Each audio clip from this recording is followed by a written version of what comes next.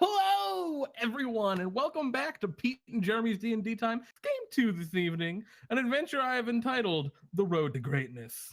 But before we get into that, let's take a brief moment and introduce our wonderful mythic players here. Mythic is a tier of gameplay for only the highest level characters here in the lands of D&D Time. And each of these guys have played with us a whole bunch, so we love you all. First and foremost, the one, the only, the sword that cuts the heavens. Fuck's sakes, how are you? Oh, hey. I'm good. I'm not the sword that cuts the heavens or anything. I'm sorry. Just call me Fawkes. I'm the adventurer. Hope I can Fox? help you out this day. You know what, Fox? I'm sure you can. The world sometimes needs a Fox sakes. So, Fox, what have you been up to in recent time? Oh, hey, well, not much. Just doing some of the normal menial work. Yeah, I had heard that you had been looking for something, that you had enlisted Bartholomew's assistance in finding something. Has that happened yet? Oh, no, not yet. Still trying to find it where it is. Well, I'm sure we'll get around to it eventually. It'll be found. Well, Fox, welcome back. It's wonderful to have you. I hope you have a wonderful adventure this evening. Yeah. Okay. All right. Our next character to join us this evening is none other than Michael Verity, the King of Order. I was about to correct you there, but you could. And actually, another correction: Fox Sakes is the one true king. So you, Michael Verity, you're not the true king. You're the Order King. There's a difference, right? Part of me wants to feel a bit triggered, but I'm not going. Well, I know, but like if Fox is the king of true, you're the king of order. I don't know. It's confusing. You're confused. That's so convoluted and confusing. It really is. So, Michael, how are things? A hamburger and a milkshake if you take orders. Yes. No, I will cut you. Stop. Well, Michael, how have you been? How's your kingdom been going? Kingdom's been great. I heard something. What is this about pocket creatures? We'll have to figure that out soon. I guess it's like some big popular thing going on. We'll talk about that in a minute. But before that, I wonder. So your kingdom is the kingdom of order. Do you have elections in the kingdom of order, or is this? Of course, we have elections for all of the different. Are you an elected king? No, but we have elected officials for. We have elected officials for certain areas, like let's say a Department of Agriculture, a Department of Technology, Department of Magic. What does the Department of Magic do? Oh, it's just like I would say it's more like the head of the Academy of Magic. Oh, okay. It's like teaching people magic. That makes sense. that and enforcing the rules of magic, like not so forbidden magic doesn't happen. Understandable. Well, Michael, welcome back to the land of D&D Time, of course, and welcome back to the Adventuring Company. I hope you have a great adventure. Thank you. Our third hero, a returning veteran. It's been a very long time. How are you, Krixus, the light of the dawn, right hand of the cloud? I'm doing very well. I did get the title correct, right? Well, you're simply the right hand of the cloud now. You're no longer the light of the dawn. Oh, I am still the light of the dawn. Okay, well, I guess that's fair. Krixus, it's been a long time. How are your restaurants doing? I assume you've taken some time off to open up some restaurants. No, of course. I have to feed the people in my lands. So. Mm-hmm. And then it's going good. Oh yes, that curious little fellow calls himself a baron. He's been more than happy to. Yeah, always talking about those trade routes. Yes, that's all he speaks of. So, Yes. Yeah. So Krixus, I mean, what have you really been doing? I've been cleansing the earth of those horrible red Kuatoa. Mm-hmm. They spread vampirism. Such a horrible disease spreading on death. An You abomination. know, I absolutely agree, and I'm definitely not just saying that because someone tried to turn me into a vampire. But Krixus, I do need to ask. I know you lizard folk tend to enjoy eating the things you kill. Can you eat the red Kuatoa? I assume it's something kind of like maybe like it's like puffer fish, right? You gotta make it a certain way so you don't die from the poison or something. You No, don't get the vampirism. it will give you the vampirism. Oh shit! There's no good way to eat it. No. Oh. That's why you Krixus, Maybe some people are into that. You burn it Yeah. with fire. Oh shit. Krixus, if someone, I'm asking, in a hypothetical situation, were to have eaten red Kuatoa sashimi, what would I do? Or what would that person, not me, of course, what would they do to maybe prevent the vampirism from coming to fruition? Well, I hear there's spells like Greater Restoration that may be of use, but Can after cats 3 days, well, Oh shit. Can cats cast Greater Restoration? if you mean the cat people, sure. I hear Data, there give are me a Greater ones- Restoration. Ah, He's not going to give me a Greater Restoration. Well, Krixus, I don't need Greater Restorations. I wouldn't eat Red Kuatoa. Welcome back, of course. Are all the Red Kuatoa dead now? no, Are they just- still survive, but their numbers have been dwindling. I'll find that source one day. Sooner or later. And what an adventure it will be. Well, Krixus, welcome back. It's wonderful to have you. I hope you enjoy your adventure. Of course. And last, but certainly not least, Sword Coheir. Welcome back, Sword. How are you? I'm doing just good. You and Janglebones been hanging out recently? Thankfully, no. Thank God. You know, And even if he was trying to find me, he couldn't because I have been out just trying to learn more about this pocket creature. yeah, it's been a really cool fad. I mean, it's been all over Central City. People are playing with their pocket creatures, going out capturing pocket creatures. Even Bartholomew's got himself quite a sizable collection. He sent out a couple of different adventuring parties to capture some pocket creatures earlier in the day. But yeah, that kind of ties us into the start of our adventure this evening. So Sweet. as the adventure begins, you all find yourselves in Bartholomew's shop or near Bartholomew's shop. You're around Central City doing whatever it is that you fancy. What are each of you doing when the adventure begins? What reason do you have to be in Central City? We'll start with you, Sword. What are you doing in Central City? Exactly what I was saying. Learning more about this pocket creature. Yeah, so you're walking around watching people battle. I've even got the belt with the little capture devices on it. You get the and pocket the spheres, I hat. think they're called. What? I think they're called pocket spheres. Yeah, well, I've got a belt full of those. I've got the cap with a little logo on. Oh yeah. Excellent. I So just you're really need- getting into it. I admit it is one of my weaknesses. I kind of get into these fads sometimes. It happens. Have you caught anything good so far? No, unfortunately. All right. Well, you know what? I'm glad that you're really getting into the fun sort. I mean, generally speaking, the things that people have in their pocket spheres are pretty weak anyway. You're a very powerful adventurer, so I understand that maybe you can't get anything that's quite of your level. If it can't at really least take, here. if it really can't take a hit from my square hammer, it's probably not worth it. That's a fair point. Krixus, how about you? What have you been doing? What brings you to Central City? Krixus? Well, we'll start with you then, Michael. Michael, what are you doing in Central City as you wait for Krixus to get back? I'm probably doing the same thing. You're just very interested in these pocket creatures. Yeah, I'm very interested as well because I heard about this from Central City. I was like, what is going on here? What are these adorable little things?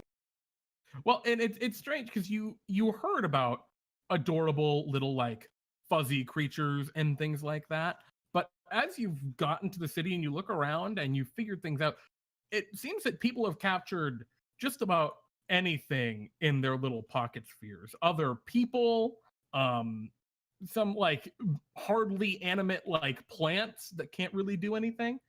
But you know, it's a pretty busy day in Central City. People are all out and about, having a good time. And have you caught anything interesting with your pocket spheres? I caught one thing. Uh-huh. I think it's a pocket creature. It's really cute. It doesn't have any hair on it, but it has a really metal-like body, and it has a really sharp point on its head, and it has knives for hands. That's a pretty sweet monster. I'm pretty sure that's called Blade Arms or something like that. Yeah, I'm gonna name him Sarge because he looks like a trooper. You know what? That's a great idea. Well, I'm glad you're having a great time, Michael. Krixus, are you back yet? Yes. What brings you to Central City? What are you doing in the area? Also checking out the pocket creatures craze? No, I have no time for such trivial things. I'm here getting exotic herbs and spices from faraway land. That is perfectly understandable. So you're maybe heading to some of the contacts that you've made through your like knowing the chef romance. So you've got the right people to get in touch with the good stuff. Some of that other plainer spices and things like that. Yes, except for the Underdark, I have my of course through Silkrest. You know, I am one of her peons. And proud. Do the peons have like a thing, like like an outfit, or like a badge or something? I don't know, but maybe I should speak to Her Majesty about that sometime. You know, that might be a good thing to look into. And Fawkes sakes, what's brought you to Central City? Oh, probably like sitting at a bar in a hooded cloak with my hood up, drinking some milk outside. Drinking some milk? And probably, there's a lot of quests I've been doing. There may be a few in Central City that I came here for. Yeah. I don't know if, I may have caught some pocket monsters, but that's going to be a secret. I think you mean pocket creatures. Carrying around pocket creatures, yes. Yeah, of course. It does make carrying around Farva a lot easier. Yeah, you've just put Farva inside of a pocket creature sphere? A lot easier. God damn it, I just gave you a magic item accidentally. What did I do? All right. This is how the game works. Good scene. So you guys are you're all in your respective places, and Fawkes, you've been hanging out at the bar, and the barkeep, you tap the counter for another milk. Barkeep comes over. Hey, you've been here all day. You've been having a lot of these, working on your strong bones. And he moves the mug of milk over towards you, slides it across the bar. Just been trying to get sober. Wow, that's real brave. No, I mean it. Tough. I'm a barkeep, and I'll tell you, it's been rough for me. I mean, being around everything so often, and as he's like talking, Fawkes, his voice gets kind of muted as you hear another sound ascending call into your ear, and everyone hears this ascending, and it is Roger, the gnome intern at Bartholomew's shop. Roger's voice. Hello, anyone? Adventurers? Anyone nearby? Hello? Hello? Oh, hello. Hello. Oh, excellent. No, don't talk. Yes. This is a conference. This is a conference sending. Everyone's on the line. All right. I need all of you, whoever is here, anyone in Central City, please get to Bartholomew's shop. Something really important. Actually, don't meet me at the shop. Meet me at the tavern down the road. Last hope. Something really important happened. I desperately need your help. Okay. I'm paying you. I'll pay you. Okay, your normal rates. Whatever. What does he got? $300? All right. Okay. And am I already there? Yeah, you're already there, Fawkes. At that point, the sending spell drops. You all feel the psychic connection stop. Michael, you and Sword have probably already met up because you've been just pocket creature hunting, and you're fairly close. You walk, just down the road. There's a park nearby where you were probably out pocket creature hunting. And Krixus, you honestly, you might have been nearby anyway, and just because. And you make your way down to this tavern, the Last Hope Tavern. It's a very popular place. Bartholomew pays for all the adventurers' drinks and housing here if they choose to live here. And as you all enter in, except for Fawkes, you're already there, so you see Roger the Gnome scurry in. He's wearing a cloak drawn up around himself, trying to be discreet, but he's not discreet at all, unlike you. You're a lot more discreet than he is. And he sits at a table in the corner of the room and he's waiting around anxiously. Do you want to approach him? I'll stay at my bar stool and see for other people to come in. Okay. The rest of you all enter in. You all see Roger in the corner, and he kind of like nods at you, but like in the discreet, like I don't want to reveal myself kind of way. Do you all walk over to him? Yes. Yep. Okay. So the three of you walk over, and Roger's like, "Oh, thank goodness. All right. I've been waiting for you guys. Something terrible's happened. Wait, where's Fawkes? He's always the last one here. He's over there. Yeah, he's already here. He was here before we got here. What, that guy in the cloak? Yep. I don't know. That doesn't look like Fawkes. Pretty sure that's Fawkes, but anyway, go on. Fawkes, you can hear him, by the way, perfectly fine. He's very loud. Sweet. Let me just hold on. Okay. Stuff. He does not realize it's you. He doesn't seem to have a good passive perception, it looks like. Or passive insight, rather. And he looks at the rest of you. All right, well, okay, here's the deal. Bartholomew's been collecting these pocket creatures all day, and he's all excited about them. He's sending some adventurers to a tournament later. But some people broke into the shop. I know, they broke into Bartholomew's shop, and they stole all of his pocket creatures. Oh dear. They called themselves Team Jet.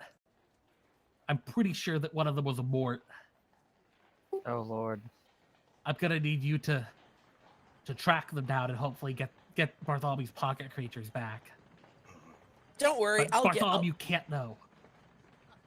Okay, don't worry, I'll get him. I'll get him with Sarge, right, Sarge? And then they just like look at Sarge, who's just. Oh, does sitting yours there not walk around? Yours just walks around normally. Yes, I keep him with me because he's cute. Okay. Sarge goes, blade arms, blade arms, blade arms, and salutes you with his Yay. blade arms. I just carefully pat him on the head. Okay. He's very sharp, so you got to be careful. Roger goes, all right. You should start by heading to the shop. They just blew open the side wall. I've been doing everything in my power to convince Bartholomew not to go to that side of the shop. And so far, it's been working out. So I'm going to keep distracting him. See if you can find a trail and get after these goons. And please get the pocket creatures back. I'll walk up to Roger's table and everyone. So For you just order. So Fawkes walks over to the table. Yeah. Okay. Sorry, I've been busy reforging my sword. Why can you just repair the wall? No, it's not. It's not just the wall. Well, I'm gonna repair the wall in a minute. I just felt like I needed to get to you all first. First priority is to get the pocket creatures back. What else did they steal? Just pocket They creatures? just stole the pocket creatures. I don't know. They could have taken the bag or any of the other magic items. Yeah, I don't know, man. Well, that's great. At least my This sword.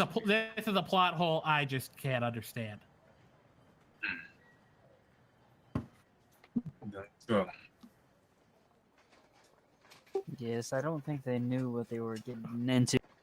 Anyway, I need to go distract Bartholomew. You all head over to the shop whenever you can. And Roger scurries out the door back to the shop. Okay, what do you all do? Well, there's no time like the present. And then Okay, let's all get for clues. At least some of us have pocket creatures as well. And I head off toward. That's just you. I don't have any yet. I don't. Oh either. well, I'll just get Sarge can help. Well, you know you don't need pocket creatures, right? You can just beat them up with your strength. most pocket creatures seem to be pretty weak. I know, but that just sounds like kicking. That just sounds like hurting a baby. Besides, Just a second.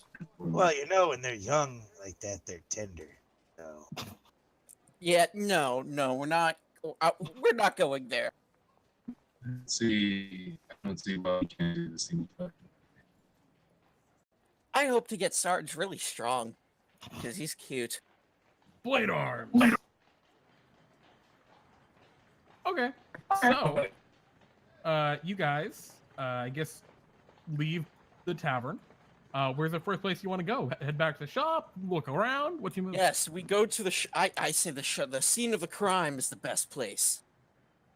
I'm already heading that direction before he even gets it out of his mouth. Like, Krixus is headed out the door. He's on his way. Michael, Krixus has the right idea. You move on after everyone else following along. And yeah, you make your way back to Bartholomew's shop. As you you have to exit the city a little bit and head off into the forest. Where Bartholomew's, like, the main Bartholomew shop location is.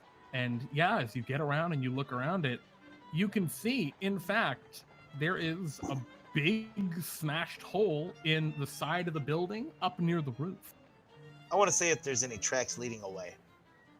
All right, can you roll me an investigation check or a survival check as you're looking around for tracks? How about that? That's pretty good. What's everyone else want to do is Krixus is searching the ground for tracks. I wish to have me and Sarge look for clues via investigation check, besides footprints. Okay, so you're just looking for other stuff. Sure, go ahead. Okay. And I'm going to investigate the hole and see if I can't figure out what kind of explosives they've used.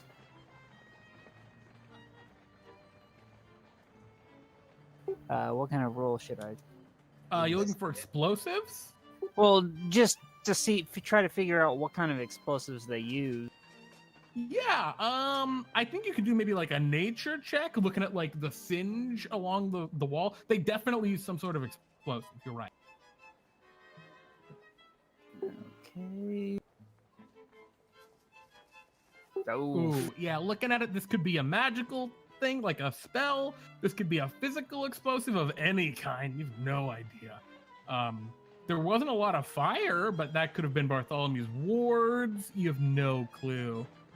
That being said, Michael, as you're looking around, you don't really find much of anything either, except for a small torn bit of black cloth. It would have been from like a flowing cloak, probably, that got caught on some of the wood. Absurd, Krixus. You got me. As you're scoping out the grounds, there are no tracks at all. And you're looking around and, man, and you look up and you see that the trees are a little strange. There's a lot more light filtering through, and you kind of instinctively like climb up one of the trees to look around. And as you get to the top and look, it appears that the tops of the trees for a few feet have just been cleaved. They've been cut straight. It's just like the top part is just flat instead of big and bushy. Like some large blade or something, like a weed whacker just trimmed them or something. But it's way up. It's like 40 feet up or 30 feet up.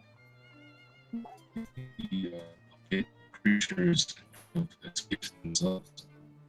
What was that, Fawkes?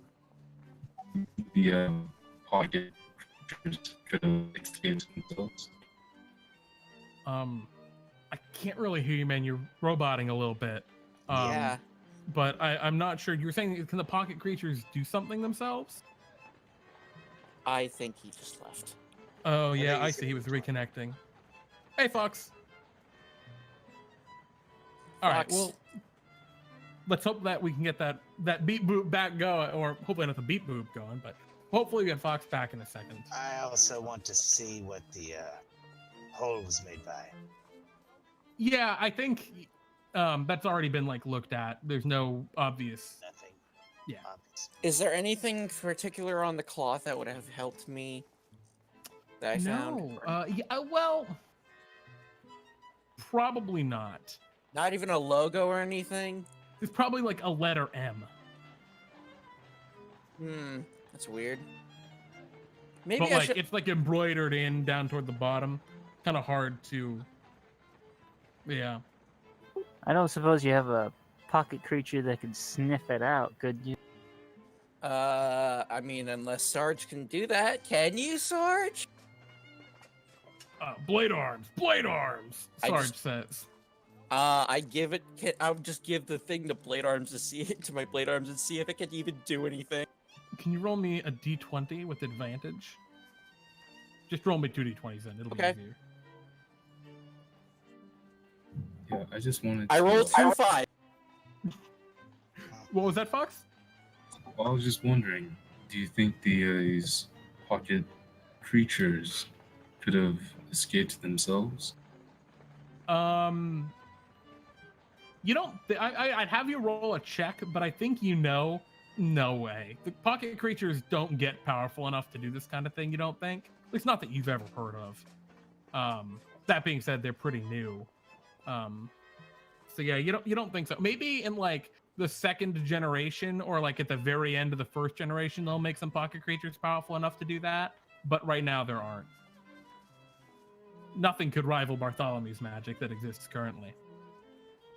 So yeah, as you look around and you're trying to figure this all out, Sarge is like sniffing, and Sarge goes, "Sarge!" and begins to run off into the forest.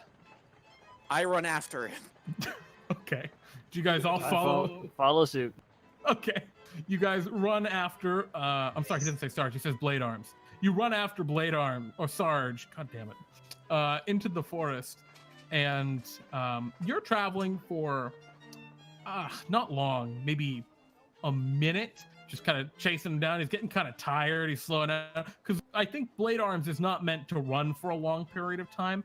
So he kind of slows down and gets tired. And you guys are just kind of following him in the woods. Something happens. There's a loud "ha!" and a person walks out from around a tree. You can see that they have a hat with a picture of a caterpillar on it that is kind of black and white in terms of its coloration in stripes.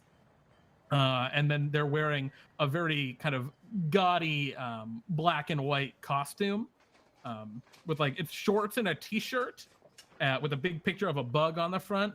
And they say, "Ha! It's time to battle! Take out your pocket monsters!" Creatures. Oh, that's so loud. Pocket creatures! Let's not get sued! All right. Those things. Can everyone roll for initiative? Okay. Yes. Does As you- Blade you- Arms get to do, does my Blade Arms get Blade to Arms do goes anything? on your turn. If you want to use your action to give Blade Arms a command, you can. 14.08. Excellent. That is a number. How very specific. All right. Let me. Why is it so loud? My goodness. Because you made it that way. I guess so. All right. Let me roll for the bug man. All right, he got an 11. So, he just got a surprise round, so he's gonna go first. He turns his hat just a teeny bit further over to the side, grabs at one of his pocket spheres and throws it. And there's a big flash of bright light and he yells, "Go, bird!" And a giant eagle-like bird appears. That is his surprise round. So we go to the top of the initiative. Sword Coheir, it's your turn. There's a huge eagle just kind of floating there. Like, how huge is the eagle? It's a large beast. So its wingspan is maybe like 15 feet. Okay. And it's like fluttering above the ground currently. Oh, And I'm sorry, the eagle says "burb, burb" as it appears.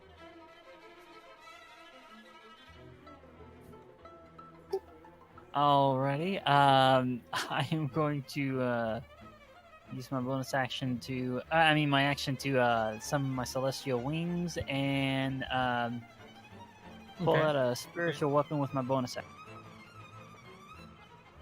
All right. Your spiritual weapon appears. What does it take the form of? Rapier. Excellent. A spiritual rapier of light swings out, unfortunately missing. And your wings are conjured behind you. You can now fly. Do you want to fly up in the air at all? Or you can stay where you are. I'll take flight. Alrighty. How high up? 20. Excellent. So you're 20 feet up. We move now to the next initiative. Fawkes Sakes, what would you like to do? Yeah, I'll reach into my cloak and pull out a pocket. Farva, mess him up. Well, I will say, Fawkes, you've learned that it is one action to use a pocket sphere. All right, and then I guess I'll summon Farva. And as we all know, bear types are super effective against bird types. It's true. So makes 2 attacks, 1 bite and 1 claw.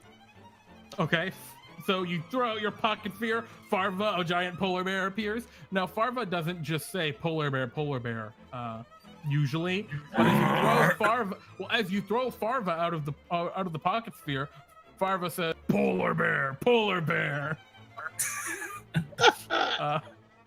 and attacks the bird.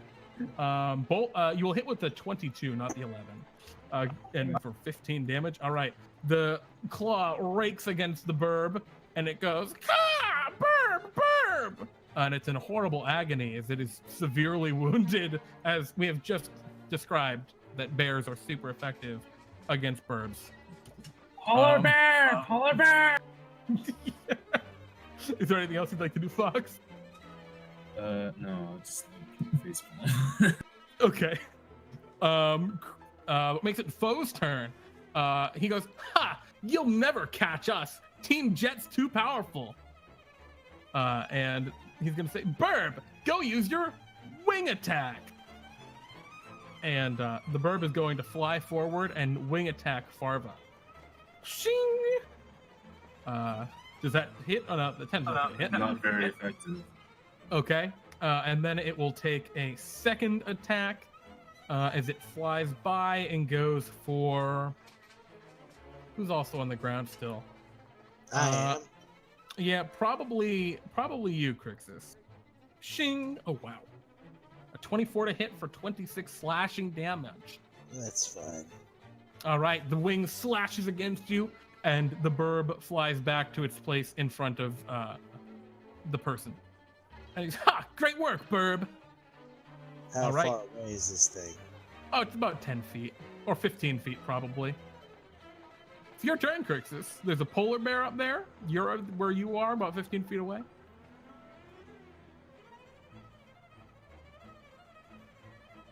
I'm trying to see something. Excellent. Perfect. Okay.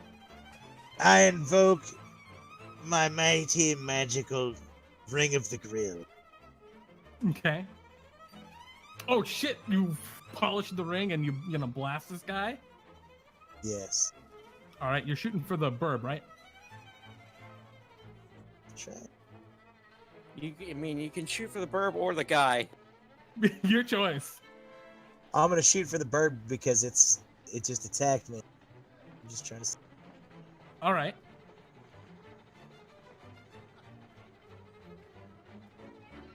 What?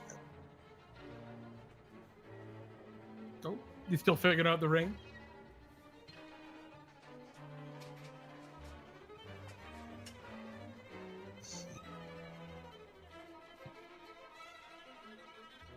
That Well, ring Krixus, as you figure out the ring, there we go. Roll that dexterity save. Zing zing. It fails. Yes. All right. 7 points of fire damage will actually finish off the burb. I'll come back for you later as I start running toward the guy screaming about Team Jet. No, he's the same dude. That's the same dude? Yeah, he's the same dude you're fighting. Well, I go running toward him. You just rush right at him. He's just Yes. like, "Oh no!" I rush straight to him. Like, I run straight to him. If I'm close enough, I... Okay.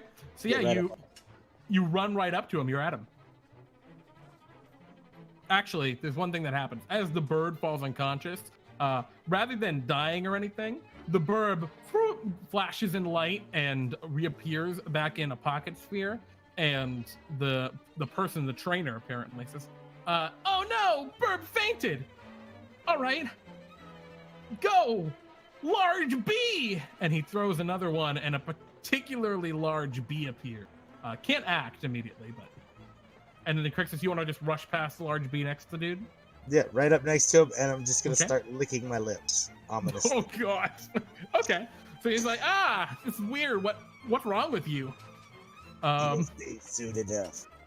Michael, it's your move. There's a large bee. This bee is about the size of a person. It's a very large bee. Very interesting. It's a very large bee, huh? Well, it's just a large bee. It turns into a very large bee, but right now it's just a large bee. Well, I guess I'll have. Okay, Sarge, cut up the. Go slash that bee. Blade Arms. Blade Arms runs Sarge runs forward. So you're gonna use your action to command Sarge. Yeah, I'm not hitting that myself. I'm not touching that thing. That's a good call. Can you make me two D20 rolls?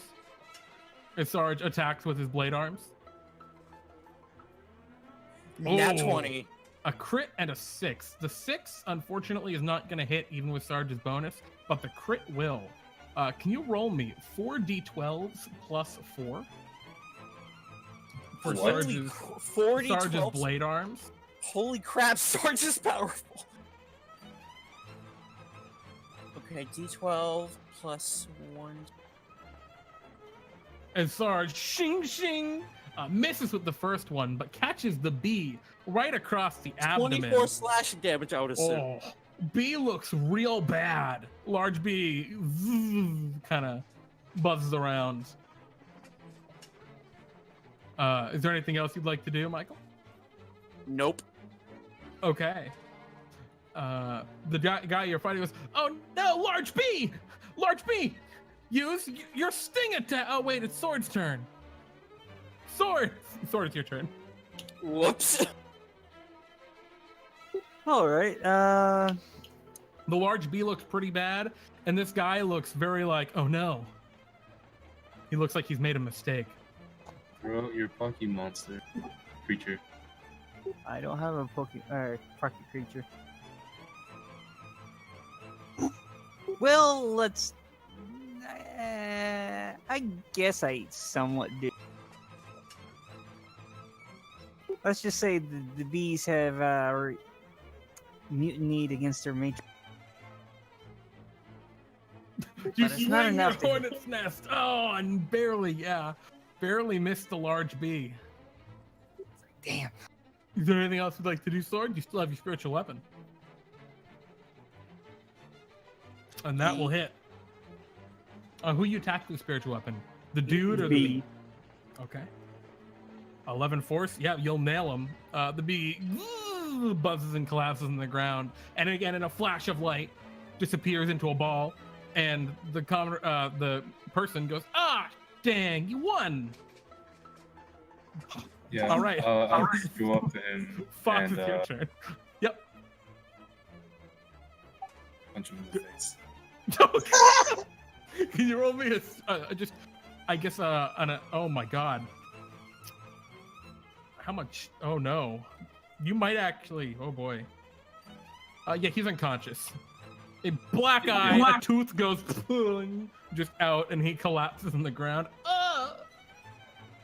For And Fawkes' he- sake, I'm just gonna say, I'm gonna look at Fawkes. No. This kind of happens all the time when you beat him.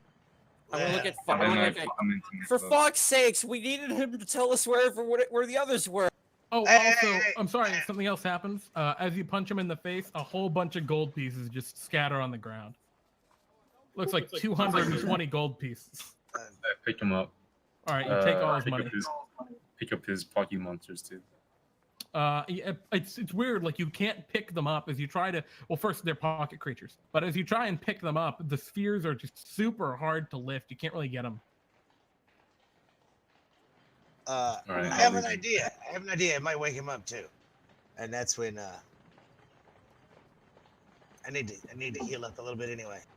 All right, let me tie him up first. He fails a death save, and then Krixus, you bite his throat and rip his arm. He's dead. Krixus, you reach down, melts to mouth, and then you just rip his throat out, and he's dead. What the hell kind of idea was that? I saw it Even work if he was once. alive, he can't talk now. Well, Well, now, he's not alive anymore. well, crap. He tastes pretty bad, Krixus. Tastes like shit. For a human, he tastes bad, and that's saying something. What do they feed the people these days? Oh well, waste not, want not. I'll give it to them. Then I start like chopping him up right there and throwing him in a bag. Okay, you chop him up and throw him in a sack. You now have a sack full of commoner. What do I want to do now? I will say, Michael, because you're kind of have an eye for this kind of thing, you notice that on his like cloak, he's got some insignias that have the letter M on them. Well, this will be well. At least I have a better, a more intact cloak than yeah. I'm just gonna use this cloak, and hopefully I can use it to find the others. Wait. Okay. Hey, Wait. before you put that head in the bag, let me see it real quick. Wait. I have an idea. Okay. I What do you want to think do? we've had enough of your Uh, ideas, Chris. I hold the head up, and then being a little suspicious of what Roger told us earlier about possibly them being morts, Mhm. I take the head and pull the cap off and to see what it. Well, as you pull the cap off, you see immediately the face changes, and it doesn't look like just a like 20-something-year-old dude. It actually looks like a middle-aged, balding man. He looks kind of like a mort.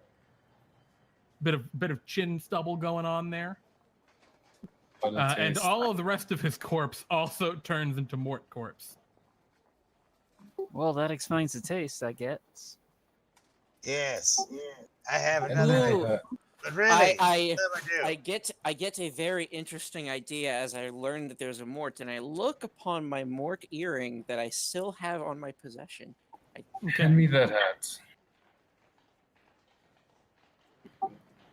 Do I You give wanna- the hat? You want to put it on? I want Yeah. to put the hat on Mike. Okay, so Why are you putting the head on me? That's not how it works. question, Michael Verity, you're the king of order. Do you wear a crown normally? Yeah. So that there's just a hat on top of your crown now?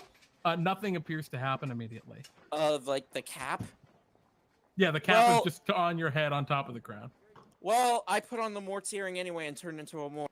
As you put on the morph earring, you turn into an exact copy of that bug catcher wearing the black and red costume instead of a mort. Or the black and white costume. You mean the same guy that we just killed? Yep, you look just like him. Perfect, guys, I look just As like you him. talk, you have his voice too. Guys, let's get him. No, it sounds more like, yeah! Oh, right. Yeah, let's go get him. Not much changed. Anyway. Do- Okay, do- Sarge, let's go see if we can find the others. We'll trick them. Blade arms! Sarge doesn't know where to go. Crap. Is there any clues in the area? You look at a bloody sack that Krixus is holding. The blood just kind of dripping out the bottom. All right, Krixus, what was your next idea? Well, I do have this charm. I can talk to the dead, but they can answer yes or no. Wonderful. Well, that's a Oh, bummer. I'm sorry. You're activating your little tea light. Oh shit. Yes. Okay. As you activate the tea light, you see. I guess you take out the head of this mort, and you see a bright kind of green light well up in kind of the back of its dead eyes and in its throat, and kind of ghastly light spills out. And I believe this allows you to ask the creature 3 questions, right? And the light Yes. will flicker. Yes for once for yes or twice for no. So you get 3 yes or no questions. What would you like to ask this Mort? Were you involved in the pocket creature burglary at Bartholomew's? It flashes once for yes. Were the Morts behind this? It flashes once for yes. Maybe I should ask a question because You can debate among the questions yourself. You can like talk we amongst need each to other. ask we need to ask a yes or no question that more could relate to where it could be located, because they let us in this forest. Should we ask it if it's deeper within this forest?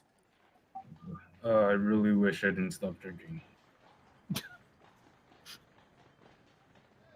Krixus, I don't know what you think.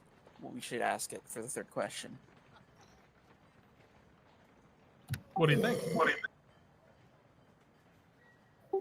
Did your friends run off in that direction? Do you ask that question, Krixus? Or do you... It is technically you that asks. Are the pocket monsters near this particular place? Like a cave or something? It flashes once for yes. Alright. And Go with then it, the light saying- fades out. That's saying You get- that. I'm gonna. Okay, so we I wanna know, know if I it's know if around I- Oh, here. just a second. Go ahead, Krixus. I want to know if there's anywhere nearby I would know of. Nature check, survival check, what?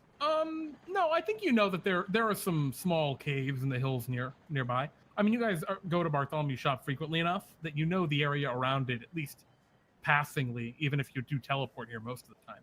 Yeah, but what I'm saying is, like, the most likely places. Which one do you want me to roll?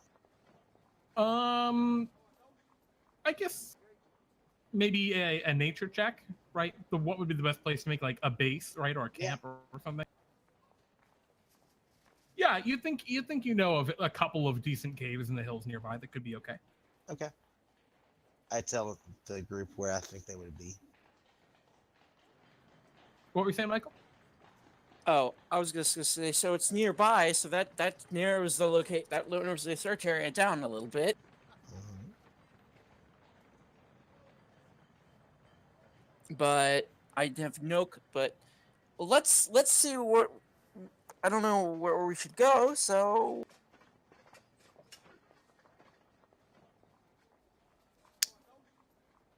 Okay. Do you want to just start heading in that direction?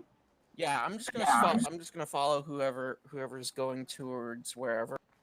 Okay. So Yeah, you take follow the true king.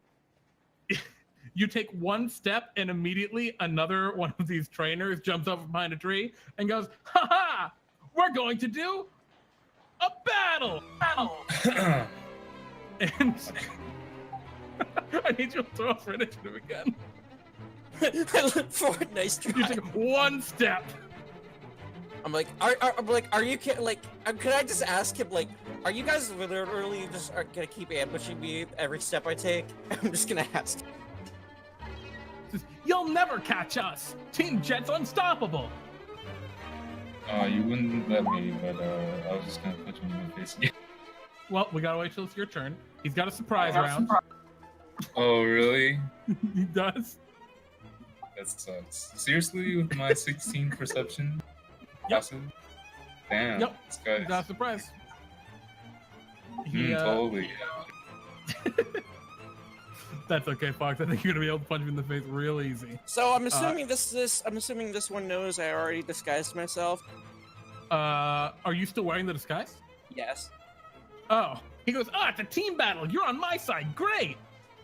Go, worm thingy. And he throws a ball, and one of the spheres, and bring with a flash of light, what looks like just a giant purplish worm appears. It's not like gargantuan in size. It's kind of large, and it looks kind of pathetic, and it's kind of like dribbling. It's got tiny little teeth that are sticking out of it that are maybe the size of nails. And it's got a little tiny stinger on its butt. Fawkes, it's your turn. Just that punch earlier. Oh, If sure, you yeah. did. Oh, sure. 15 hits. Yeah. Yeah, you knock him unconscious. Let me see. 4 damage. Yeah. Okay. No, he's not knocked unconscious. He's alive. Holy shit. All right, second attack. Okay. Yeah. 14 will also hit for 4 damage. All right, he is now unconscious. He collapses on the ground, and his dumb worm thingy returns to its Fawkes sphere. Okay, guys, no killing him this time. I'm not going to take another step, and yeah, please. He's just lying on the could ground. just fly you over there. Yeah, but we don't know where it is. We need to tell them where they are. We need them to tell us. Fine. I'll lay on hands this one guy for 1 point. Smack him. What's happening? Yeah, listen here. We have a problem. These guys, Teammate, they're bad. he's punching me. Ah, he punched me again. Oh, I'm unconscious again. Guys, I can't. They got me I'll surrounded. lay on hands for 1 point again. Okay. Oh, my eyes. They're so swollen. Oh, you punched him again. He's all I unconscious. can do this 40 times. No. I tell Fawkes. Lay on hands. I tell Save Fawkes. some for the rest of the morning. Just a second here. No. Go ahead, Michael. I wouldn't tell. Oh no, I have an idea. I want to tell Fawkes. Fawkes, lay on hands again. I want to tell him an idea. Basically, Michael's just asking, let me say something to him before you punch him this time. Fawkes, did you allow Michael to say something? Or are you just going to punch this guy repeatedly? 13 is at advantage because he's prone. Yes. Okay, you just keep punching him. So you're not Michael, I'll eventually let you say something. Okay. he just punches him a bunch of times and it's like, all right. I have. All right. I've had my go. Go ahead. Just say it. Wait, just say it. What, Krixus? I put a flame at his feet. Oh, okay. All right, so you guys are just intimidating the shit out of him. Go ahead, Michael.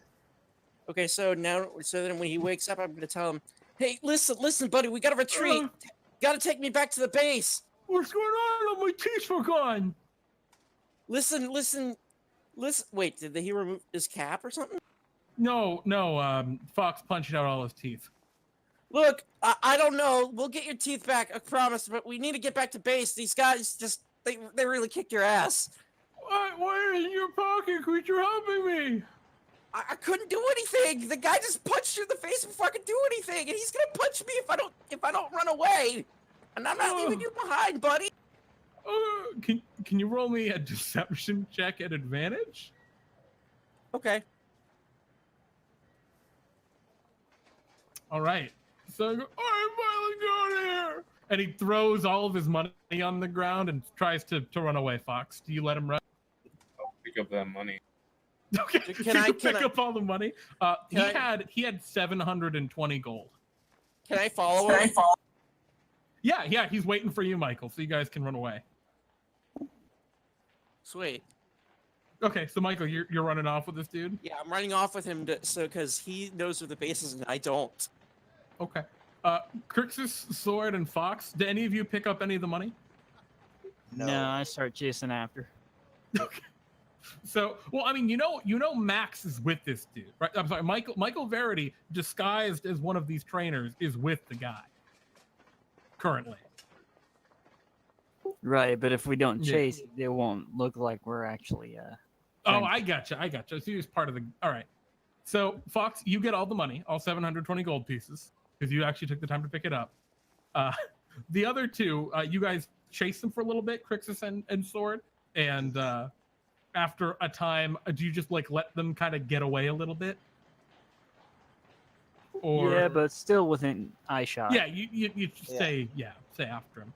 So Michael, it's just you and the now toothless Mort, except he looks like a trainer, and he says, "Oh, you're right, punch all my teeth out. Yeah. Dang it! We'll get your teeth back restored later. Oh man, Strange is gonna be pissed. I didn't Look. touch anyone's pocket shears. Don't worry, I'll handle it. I promise. And he kind of like leads you through the forest, and eventually you come to a part of a clearing area that is well, it's a little bit open, and there's a small little hill with a kind of cave and a big door kind of built covering the entrance to the cave. And yeah, you see up there's a little like slit that you can like slide over, and the cave itself and the hill is very like it's covered in trees and stuff, so you can't really see over it or anything. But yeah, you go up to the door, and the more it knocks, and you see the thing slide. Oh, I'm sorry, the trainer knocks, and you see the little wooden panel over on the door slide open, and a pair of eyes look out, and you see beyond it, what looks like just another trainer, and it says, "Oh," and opens the door. What's up, Mort? No more, go away, chase you gone. Yeah, we kind of need some help. So this some guys beat my friend in here. Yeah, no, we're just making the preparations now. Seems that the other Morts haven't had a lot of luck getting anyone's pocket creatures. Yeah, and it looks I must warn Man, you look rough. Yeah, I don't feel very good. I'm gonna bring this guy over to the medical tent. You want to watch the door? Yeah, I'll watch the door. Don't worry. All right. And he kind of like leads the Mort down this cave tunnel and takes a right turn. There's only like one turn here, and you can see far in the cave there's like a big opening further down, and with some light streaming in. Did he leave the door open by chance? No, he closed the door, but you're inside it now. You're on the inside. Okay, I'm gonna open the door slightly, and I'm gonna tell my little buddy Sarge to go get my buddies and tell them that I'm over here. Sure. The rest of you have been as mostly they tell following. him, I just like walk through the door. Yeah, Like, pretty here. yeah, they've been following you most of the time, but you're able to open the door right up, and Sarge goes, "Blade arms!" as Fawkes walks up. Okay, quickly, And guys, everyone come else on. does as well. Nah, yeah. Okay, we're okay. I got you guys in. Now we need to must hurry. So where do you want to go? As you look straight ahead, there's a long tunnel that leads into a large opening with some light streaming in, and there's a left turn part of the way down that leads somewhere, presumably to where their medical area is. I'm going to the straight opening area. So you're just gonna lead the way? Yeah, I'll lead the way since Krixus, Since Sword, I'm you in two have any disguise. thoughts on this before we? Hold on. I will put a scarf on Mike. That way we can tell the difference between him and the rest of them. What's the scarf look like? Is it very fashionable and colorful, or does it kind of clash with his very black and white kind of costume that he has? Not a scarf, just like some rags. Oh, okay. It's just some like burlap that you have. Well, it works the same. Well, I'll just tell the others, like, just wait here, guys. I'll just cause I want to lead the way, cause if they see you guys, I'll be compromised. Go ahead. So I go into straight ahead to the opening area that you Well, mentioned. Just to think, Krixus, Sword, do you guys have anything to add to this plan? I was saying I get a little bit loosely tied, make it look like we're prisoners. Oh, you want me to take prisoners? Well, we can always get supplies from the medical tent that they have. No, we could always just. They're not going to be tightly wrapped around our wrists. We can always just throw it off. Ah, good idea. Okay. So you guys are just going to tie some light, like, bindings around your arms and pretend to be prisoners? Exactly. Put our cloaks on. That way they don't recognize us famous adventurers. What are you doing, Fawkes? Oh, Just hood. put my hood up. Yeah, just put my hood up. Okay. Everyone just putting up your hoods and being like, yeah, we're not famous adventurers. Yeah, Well, we we're can totally always- prisoners. We could get some of those Mort earrings very easily in the medical room in the infirmary. Just beat some of the hurt Not people. every Mort uses an earring is the problem. Some of them do, though. Some of them. Yeah, but anyway, I will lead the way to the opening area. Okay. So you all bind yourselves with kind of loose ropes or what have you, easy to escape, but they look convincing. And you lead ahead to the opening of the cavern. As you do so, you see that this cavern opens up to a fairly large, maybe like 80-foot diameter, roughly circular chamber. The ceiling has been blasted out, it looks like, in the middle, and there's some very large object. Some might call it a how big is it? A huge object in the center of this area underneath the opening that has been covered with what looks like a tarp, just like a gray tarp. And you see, besides that, there are a few tables that have been set up, including a what looks like a contraption that's meant to. You've seen these in Central City. It's a contraption that's meant to heal pocket creatures while they're within their spheres. You put the spheres in there, you close it, and it heals them up. And you can see it's currently full right over by this tarped thing. And there are 3 figures standing kind of in the center of this chamber, and they're just kind of talking amongst each other. They're each wearing kind of black cloaks, but one of them has like a big long point toward aiming back toward the cloak. The other one's got kind of big spiky hair that's poking out under the cloak. And the third one appears to be a displacer beast that's standing on 2 legs and talking with the other 2. And one of them, you're coming in right as one of them saying, "Ah, yes, Mames. Soon our mission will be complete. We'll be out of here with Bartholomew's pocket creatures any moment." And the other figure says, "Ah, yes, Jebsy. Soon we'll be out, and we'll be the greatest heroes in all of Mort's adventuring company." And the displacer beast goes, "Morth? That's correct." And then they turn to see you as you enter in. Just gonna be like, "Hey there." Kind of ran into a little problem. One of them walks forward. "Ah, I see one of our goons is back. What have you brought for us, goon?" "Oh, pocket creatures." Well, we have a bit of a problem. It seems "Oh my goodness. Is that Fawkes Sakes?" She recognizes you immediately under the hood. As that's going on, I'm immediately going to do something bad. Okay. Sure. For old time's sakes.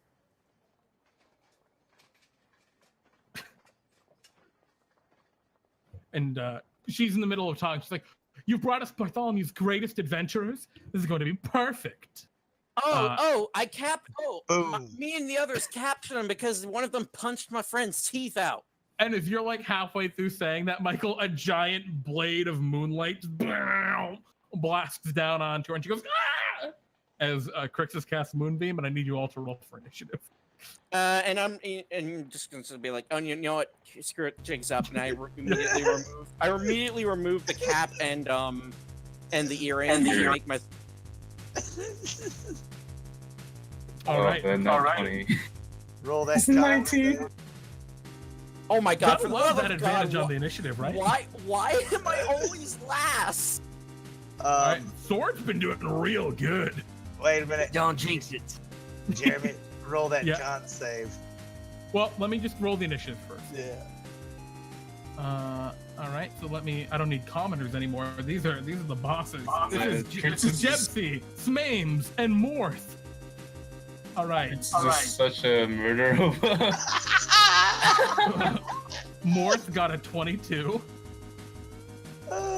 Smames gets a 12. And Jebsy gets a 23. Oh, gross. Oh, yeah. That is fucking gross, huh?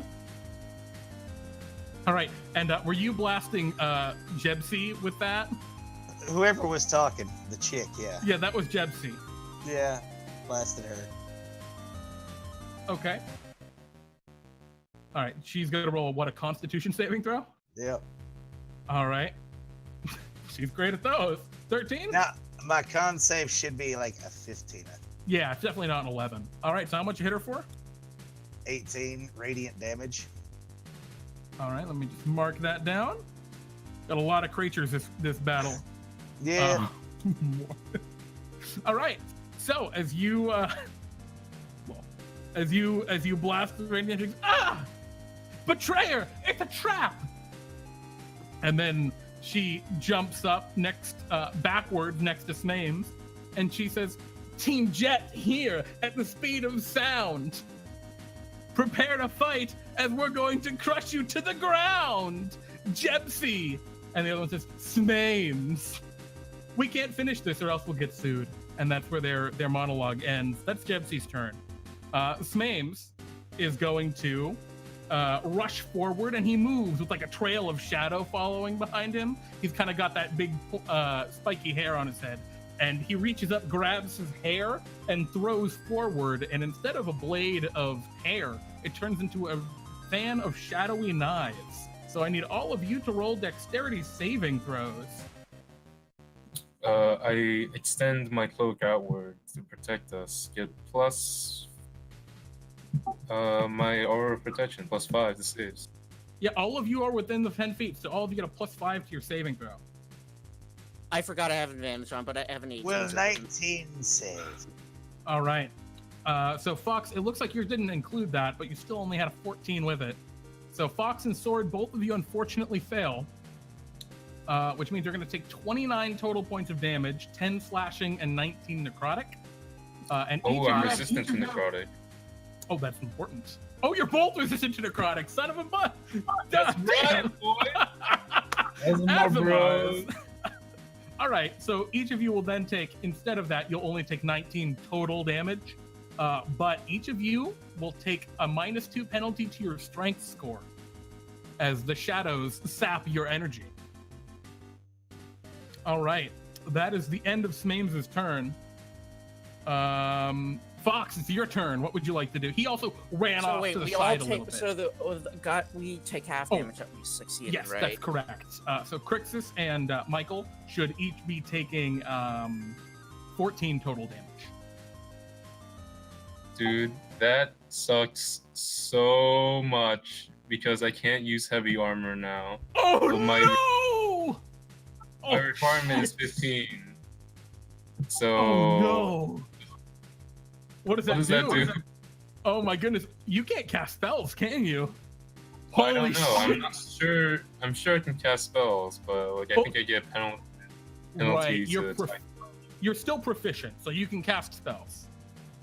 Yeah. Yeah. Okay. I think it's actually not that bad. I think it's just a -10 speed. All right. Yeah, I'm gonna just rule it's a -10 speed because I don't know anymore. Yeah, Okay, you just have a -10 speed. How far away is the pocket sphere? The pocket spheres are over by the large contraption covered in a tarp, and it is maybe 50 feet from you guys out in the middle. Smames is about 40 feet away. He rushed forward a little bit to blast you with his fan of knives. Do they have pocket creatures out yet? No, they don't. All right. That really pisses me off. I'm going to throw off my cloak and go. Charging up, Super Saiyan. I'm gonna pop open my copper flask and pour alcohol over me. Glow. Radiant Soul as my main action. And bonus action, I'll use my Greaves of War to extend my movement and dash up to, well, not dash, we'll move up to Jet. Okay. Move up to Smames. You want to move to Smames? Smames is currently 40 feet from you. Oh, but you can fly, so you can get to him, no problem. Yeah. So and you get up to him. War bonus action. Yep. Alright. And then enter. Okay. Does that do anything at the end of your turn? Does what do anything? Your Radiant Soul? Oh, no, it just gives me fly speed and some bonus Okay. damage when I... I was thinking of Scourge. Sorry. You're right. Yeah. All right, so yeah, you're up there. And we move to Sword. What would you like to do? I'm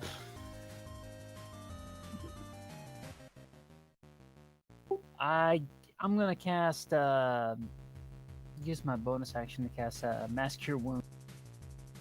Oh, good call. It's a good bonus action.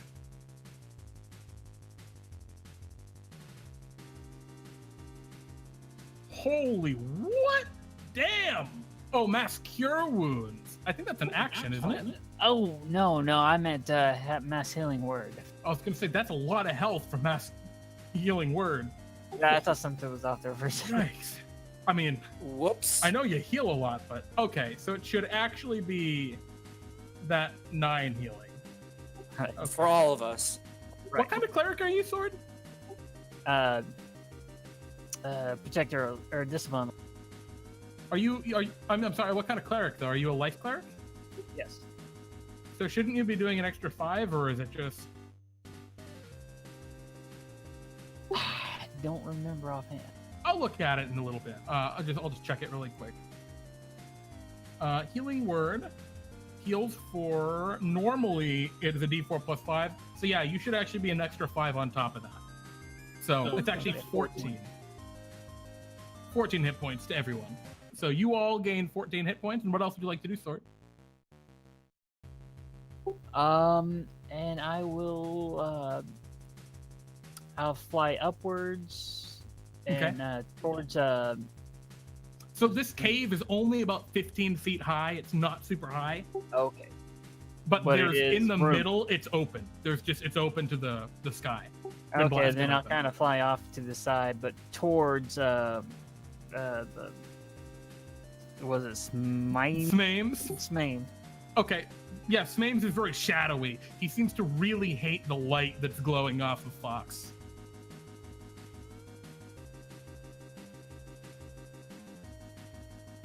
And I'll use my action to summon my spirit. Oh, awesome. You're flying right up to him? Or just within the range of Spirit Guardians? You know, I can't reach him, so yeah, I'm going to. Melee range or just within the Spirit Guardians range? Spirit Guardians range. Cool. All right. So that begins your Spirit Guardians begin to glow and swirl around you, and he goes, ah! He doesn't seem to like that at all. Stop this! And at the end of your turn, it's now Morth's turn. And Morth says, what are you all doing? Let's just get the pocket creatures and leave. And the Displacer Beast walks over to the pocket creature healing station, flips it open, and in all of its Displacer Beast tentacles, picks up Bartholomew's 4 prized pocket creature orbs. And it's just holding them, and that's its action. Krixus, it's your move. You still have a moonbeam on Jebsy. No, Jebsy moved out of the moonbeam, but you can always move it if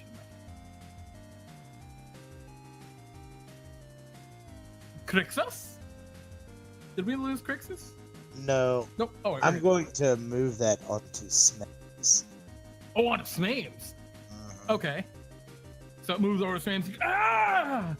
This is terrible, Jebsy, help! And is that a bonus action to move? I believe it is. Let me verify. I think so as well.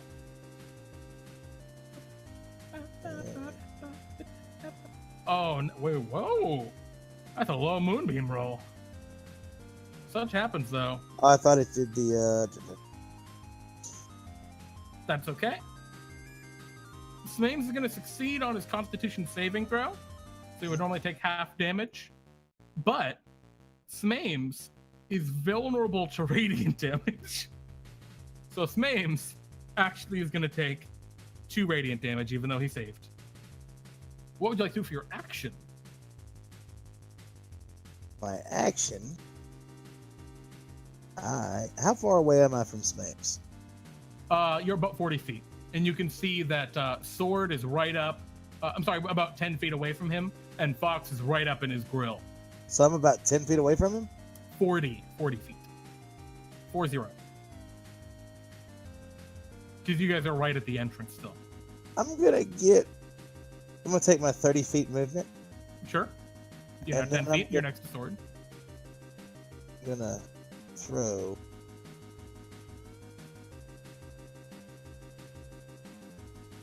a dagger. All right. Unfortunately, I don't think that's gonna click. The dagger, boom, kind of just goes wide. All right. Anything else you'd like to do, Krixus? No bonus actions? That's it. Oh, you already bonus action move Moonbeam. Yep. All right, Michael Verity, your move. Finally, my turn as I reveal my true form and like, haha, you've been fooled. The Prince of Order? No. That's the king to you, and now I shall reclaim what is rightfully Bartholomew's. And how far am I away from Morth specifically? You're 50 feet from Morth and Jebsy, and you're 40 feet from Smames. And they're you form kind of a right triangle between you, Smames, and Jebsy. Smames kind of ducked off away from. Okay, so I'm going to have me and Sarge move 30 feet closer, and then as my action, actually, I'm assuming it's also my action to have Sarge move with me. No, he can move with you. That's okay. fine. So I was gonna have my action use my action to have him rush over to Morth. Okay, so he uses his action to dash to Morth. Yeah, and can I? Okay. Is it possible for me to action search so he can use his action again? Yeah, sure. I use my action search so that he can action search and Sarge attacks Morth. All right, go ahead and make me 2 d20 rolls. Now I believe. So that's actually it's actually just one attack there because Morth has attacks against Morth have disadvantage because he's all displacey and weird. That being said, you will still hit him. So go ahead and roll me 2d12 plus 4. Okay. As you swing.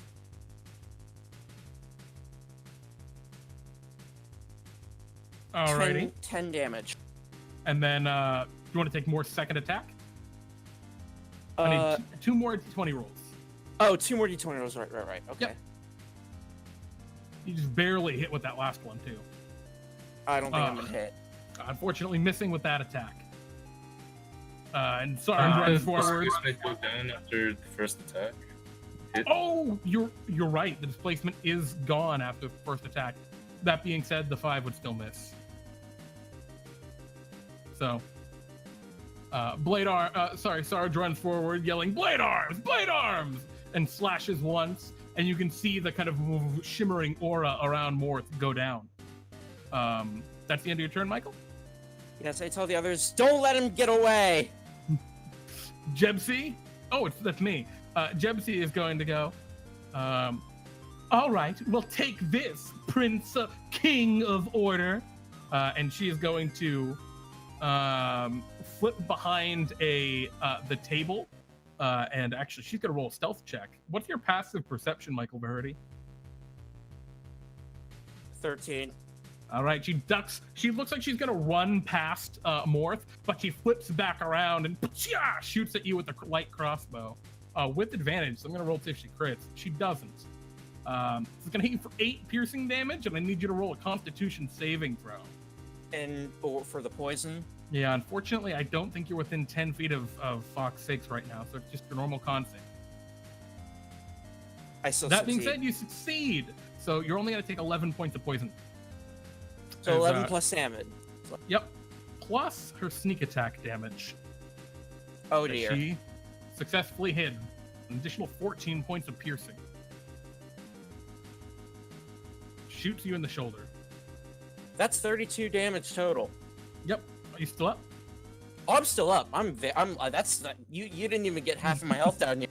Well, that's all she's got for that. She will then move, and she will clamber over and climb under the tarp. She is now under the big tarp in the middle of the room. That's the end of her turn. Smames is not happy about his life.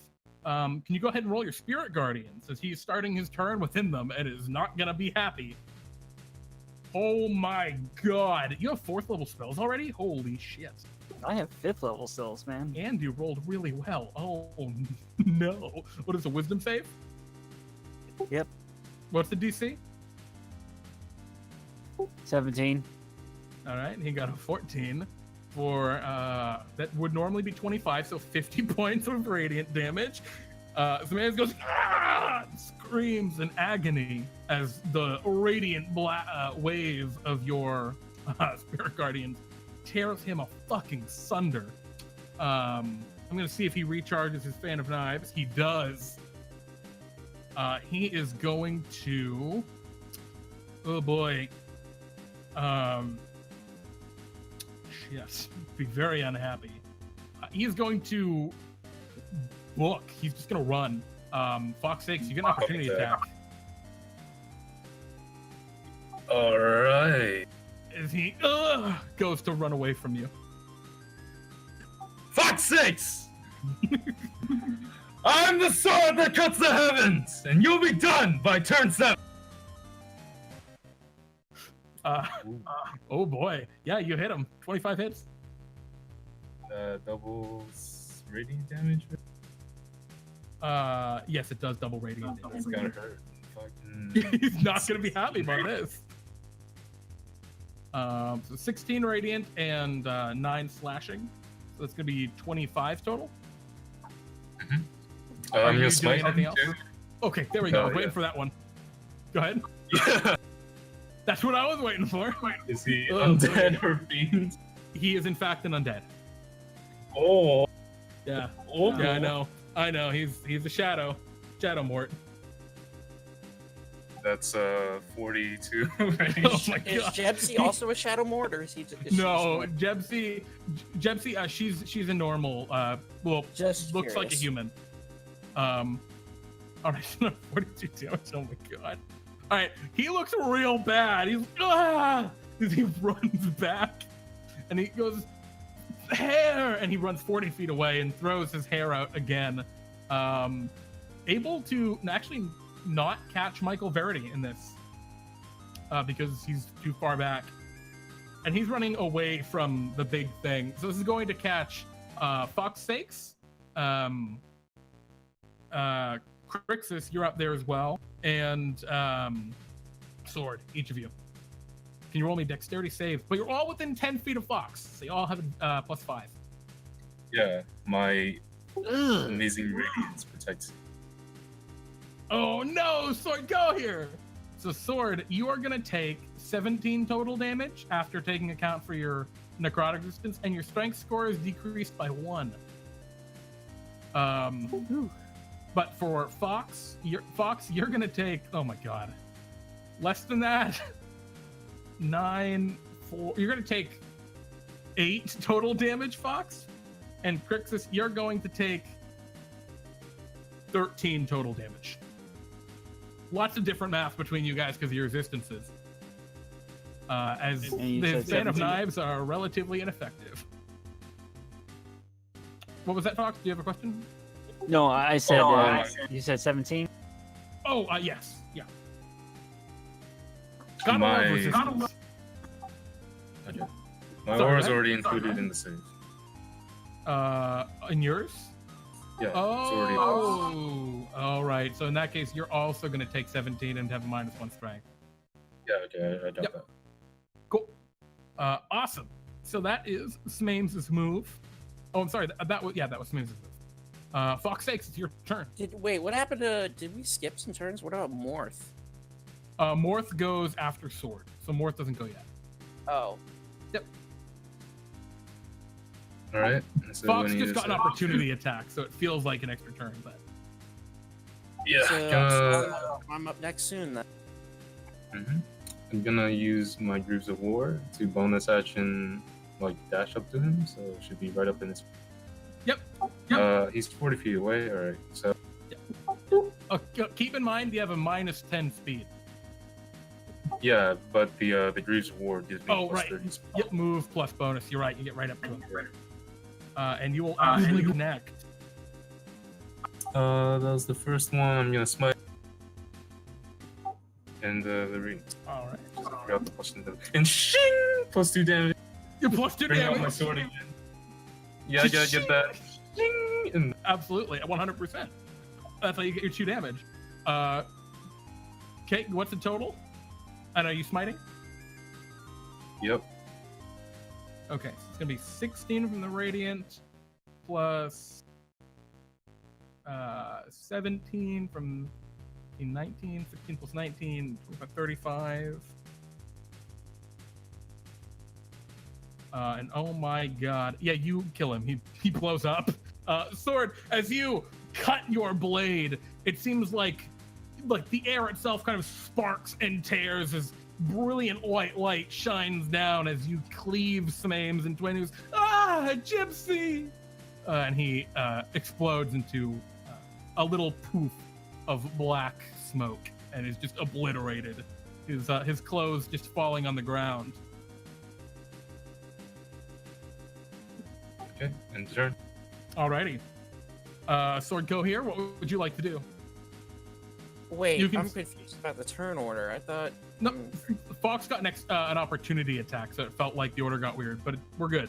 I have it written Mames down. is at 12, but Sword's at 19 in initiative. No, Smames got really well. Morth got a 12. Oh, never mind. All good. Sword? I'm gonna throw out another mass healing word. Sounds good. So 13. 13 points to everybody. Anything else you'd like to do? How far away is our little Well, More? Morth has all of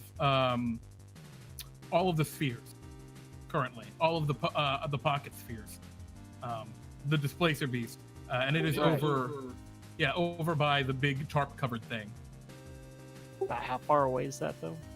From where you are, probably about 30 feet. Also, Sarge is there. Help him. Yeah.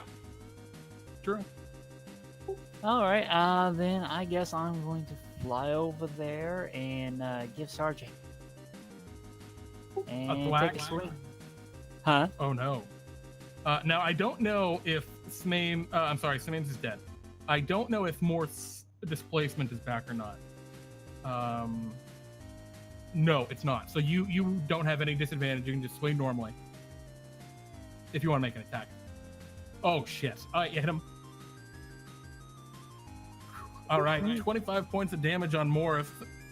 Morth! As you hit him. That hurt! Anything else you'd like to do? Well, does my spirit guardians do anything? Because he ran. At the moved start into of his turn. It'll Okay. start at the start of his turn. Okay, in that case, now it's the start of his turn. Go ahead and roll me Spirit Guardians. Ugh. He gets 9. Just 12. Alright, 12 points of damage. Alright, Morth is looking pretty hurt. Morth is going to run over to the tarp and scamper under it. Each of you can take opportunity attacks if you like. Sword and Michael. I will have Sarge do the opportunity attack, so I'll roll the d20s. So it D20. currently is benefiting from its disruption trait, as it is currently kind of got this weird wavering, almost being to it. So you have disadvantage in your melee attacks against it. Okay, so I'll roll 2 d20s for this disadvantage. Oh, opportunity right. attack. Yep. He'll hit. I'll roll 2 d12s plus Okay. 4. Yep. And you also get an opportunity attack, Michael, because you weren't within. Yeah, you weren't. I'm melee. not within. I'm not within. I am. He's- Sword, go ahead then. Give it to me. 12 is gonna miss, unfortunately, or 5 is gonna miss. Well, I'll dealt 17 points of slashing damage. Nice. All right. Morth is looking. How bad is Morth looking actually? Let me do the math real quick. Oh, Morth is actually okay. He's now bloodied. That bloodied him. Morth runs over, scampers under the the tarp, and is gone. You don't see him. Krixus, what would you like to do?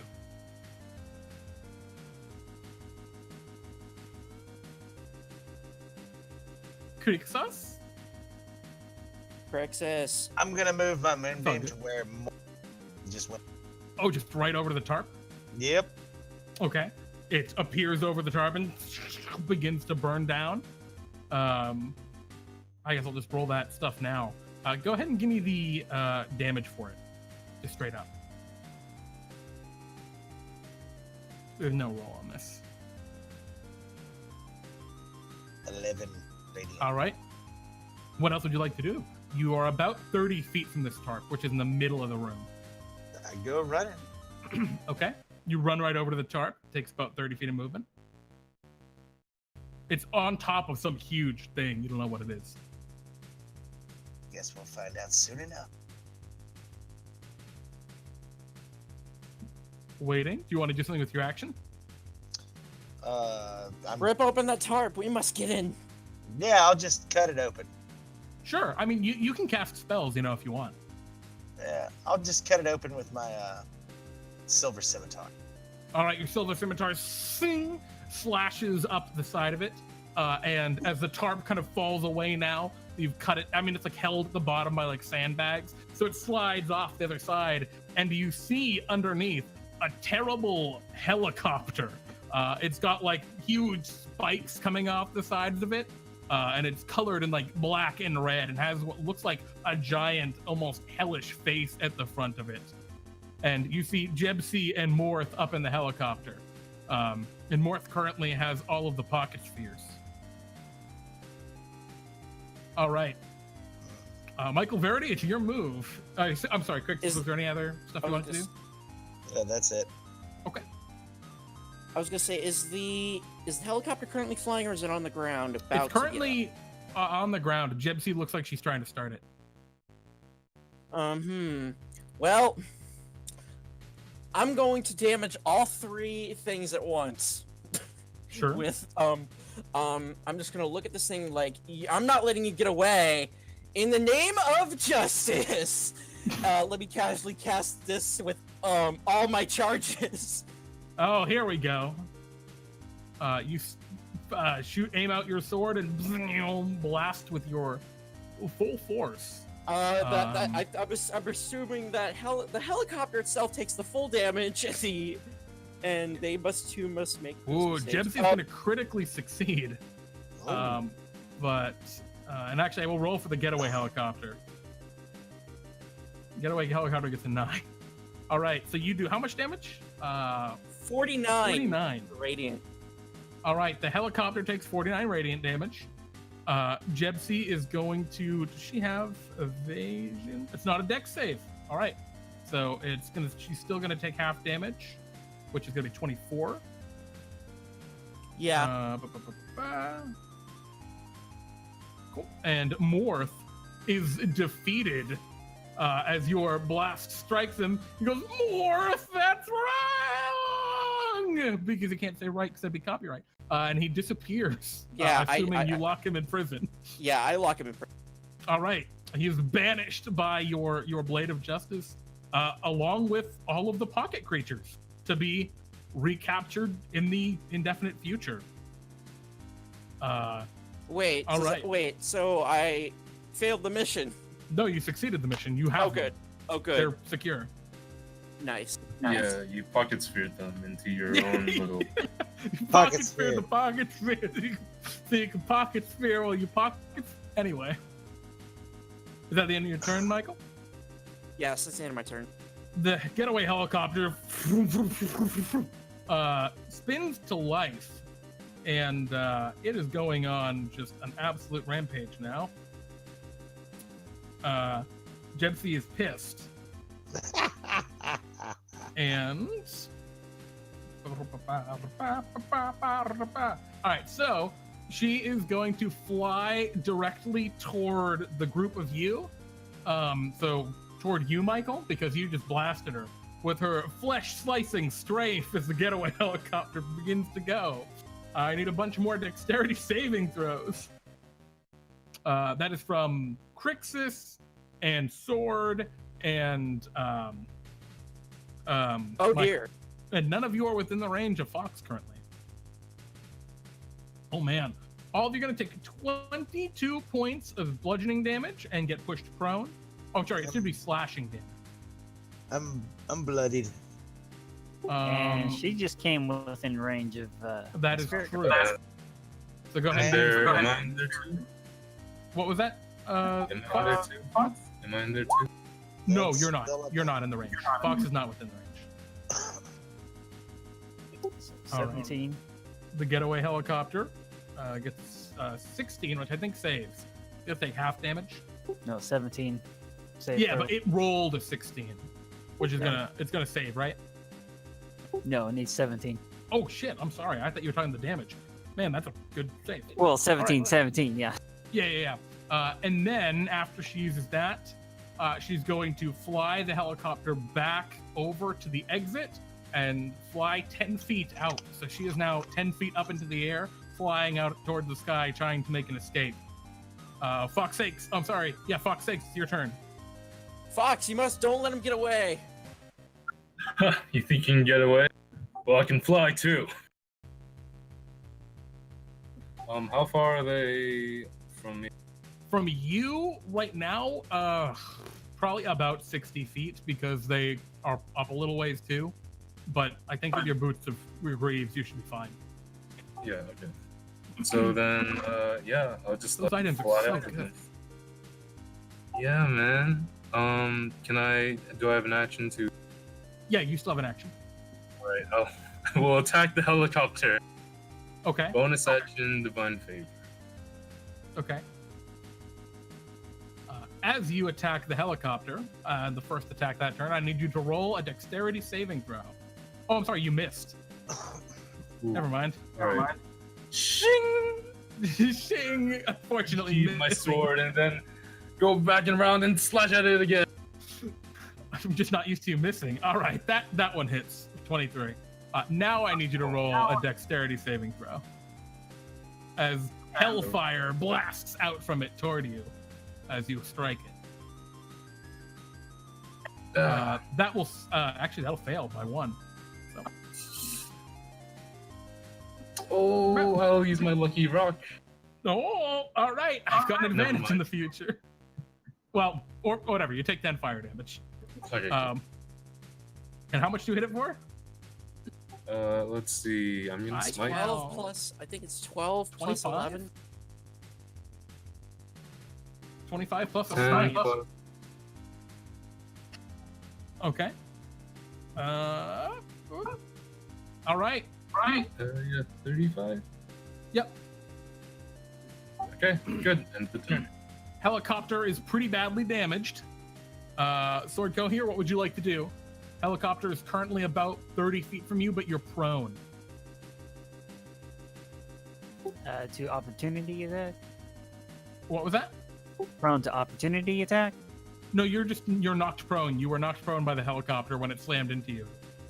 Okay. What would you like to do? It's your turn.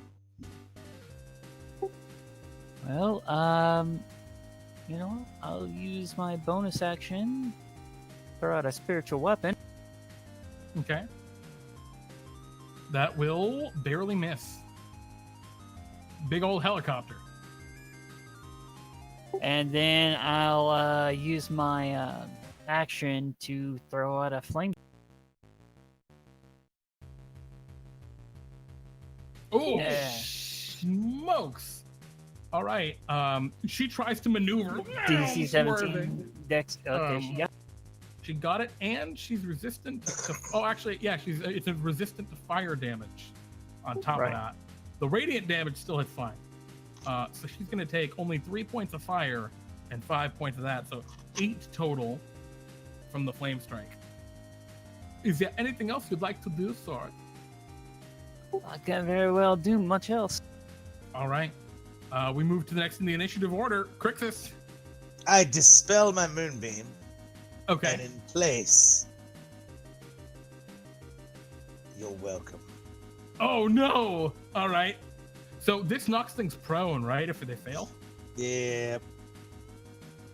Oh no! The helicopter takes 18 points of bludgeoning damage, not resistant to any of that, and kind of begins to crash out of the sky. Actually, Fawkes sakes, I'm gonna need you to also roll a dexterity save against this ice storm. What, mate? I know. It's rare. It's rare. You failed. 18 points, and you also fall with the helicopter. I also will stand up. The helicopter crashes. So, Fawkes, you only fell 10 feet, so you take 1d6 bludgeoning damage. 5. Sure. 5. The helicopter takes a lot higher. Oh, actually, it's not that much higher. As it crashes down onto the ground and is smoking and is like on fire. Michael Verity, what would you like to do? I will not be able to reach the helicopter in time, but there is only one. It's on the person ground who now, can. actually. It's about 30 feet from you. Yeah, but I'm prone. Oh, yeah. But I'm prone. But you know what? I have a little buddy. Go get him. So I have Sarge. Sarge runs with the helicopter. It's slashy. All right, it's going to be a d20. Actually, we'll be at advantage. So we're only 2 d20s because the helicopter's prone. Wait, doesn't he have 2 attacks though? Or Yep. So we're gonna roll them one at a time. Okay. So also I'm gonna use my commanding strike feature. So Sure. Listen.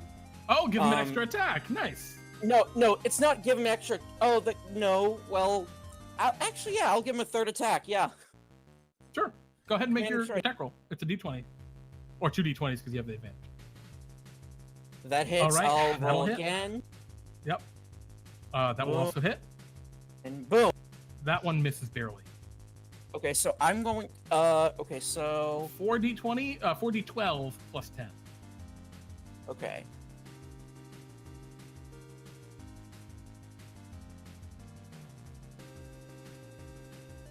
$34. All right. Oh boy. It's gonna be that. All right. It looks really bad. It's like sparking, and there's little flame jets shooting out in places. And you see Jebsy kind of caught inside. She's like, what's happening? Smains, Morth, what are you? As she is worried. She's going to try and get the hell. Oh, sorry. I'm just gonna tell her. Oh, they're dead. And she doesn't even know what to do. She's gonna try and get the helicopter working again. She can't. So she's going to instead, that was her bonus action, she's going to fire a crossbow bolt at you, Michael Verity. You'll die for that. And for Pachong. Oh, but she misses you. Nope. Nice try. All right.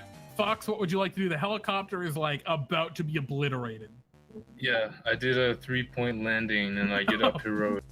Well, you can do 3-point landing and the ground cracks as you land, right? Of course, yeah. A little hard on the knees, but I'll get up. And Okay. slash. All right. With Farva. Shing! Oh! Okay, the 12 missed. The 16 doesn't. 17 hits exactly. Actually, sorry, it's a crit because this thing is technically currently prone. Nice! Alright. Give me that D. My boy. Oh.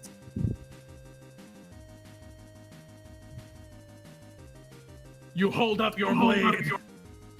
And with one fell swoop. Into them. Oh my god. Oh my god. All right. That crit damage though. That will do it. 44, 56, 59, 670 damage.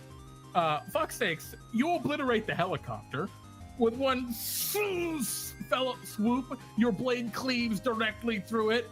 And like you think it might have killed Jebsy too with that, you're not sure, but she goes, ugh. And you see that you've cut through some sort of infernal thing inside of it that begins to spark with strange lightning and fire. And she goes, oh no, And then with a loud explosion, the helicopter goes flying off into the air, swirling into the sky, utterly obliterated. And she yells, "Team Jet's blasting off the first time! Also, I'm dead!" And then disappears with a little explosion in the sky. And you all stand now in this little cave. Yay! Give it up! Yay, Sarge! You did a good job! Yay! Blade arms! Blade arms! I'm gonna go over to Morth. Morth isn't here, actually. When Morth was hit by Michael Verity's kind of a laser beam that he blasted from his sword, Morth got banished to an extra-dimensional prison. Yeah, my prison. You can summon him back with the sword if you want. Yeah, I'll summon him back with the sword. Just be like, yeah, you're coming with us now. Morth is unconscious when you summon him back. He's unconscious and stable. But he has all of the pocket spheres. And I take them, and I will also take Morth, so he will answer for the crimes he's committed. I got a better idea. Well, I can deal with that. I'll take one of the capture capsules off my belt and throw it at Morth. Morth is apparently a registered trainer and cannot be captured. But Krixus, displacer beasts are like, that is some fine delicacy. There's some fine dining there. Yeah. Can we wait till later to eat him, please? Like, come on. Preferably when we're not around. Yeah, at least let him answer his crimes before we lay out the execution. Well, I guess. Oh, plus, Krixus, that'll give you time to get all your friends together in Central City for a delightful feast. This is true. And prepare something that, where they won't taste so gamey and. It's true. Well, I like that gamey taste. But it's the more gamey taste, though. It brings out the true flavor. This seems to be an actual displacer beast that can just talk. So it's not actually just a mort, rather. Oh, wait. That might prove quite useful. But with that, regardless of what may or may not happen to poor Morth, the displacer beast, you have saved without Bartholomew knowing, of course. You return the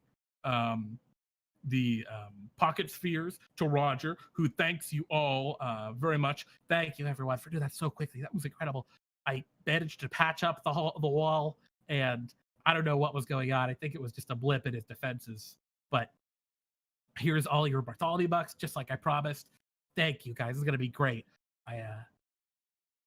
Bartholomew would have had my head if I didn't get these back. I would high five Sarge, but I don't because I would end up stabbing myself. Do I see Bartholomew? No, Bartholomew's somewhere off in the distance. However, actually, he's in his shop, which does by the way, you all win 300 Bartholomew bucks, 2 points of experience, and have completed this mission. Thank you, guys. And I'm gonna go back to that cave and loot it.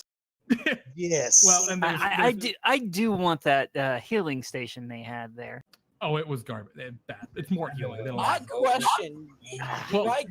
Do I get just a second, dude? Sorry. We gotta move on for now. We'll talk about that stuff later on.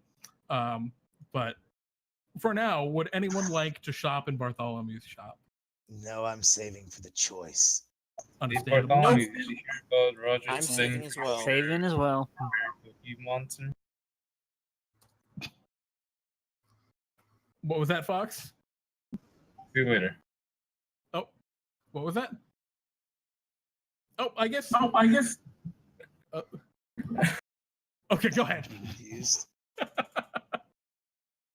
I didn't hear what you were saying. But all right. I guess if no one wants to shop, then we'll be back in just a moment. Stay tuned, guys, for Game 3.